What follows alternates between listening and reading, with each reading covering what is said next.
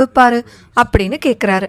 வைனதேயா, ஒரு ஜீவன் புண்ணியம் செய்திருந்தால், தானம் செய்திருந்தால் யமபுரிக்கு செல்லும் போது அதனுடைய கர்ம தேகம் அழகாய் காணப்படும். சதா காலமும் யமனுக்கு பக்கத்துல இருக்கும் தர்மத்வஜன் அப்படின்றவன் திருப்தி அடைந்து ஜீவனை பத்தி நல்ல விதமா யமன் கிட்ட எடுத்து சொல்லுவான். பாவிகள் கண்களுக்கு பயங்கரமா சிவப்பேரிய பச்சை நிற கண்களோட தெரியப்படும் யமன் புண்ணியசாலிகளுக்கு கம்பீரமானவனா தெரிவான். மிக மிக அரிதான புண்ணிய ஜீவனை சூரிய மண்டல வழியில சத்திய லோகத்துக்கு செல்லும் வரையில யமன் வந்து கூட வழி அனுப்புவான்.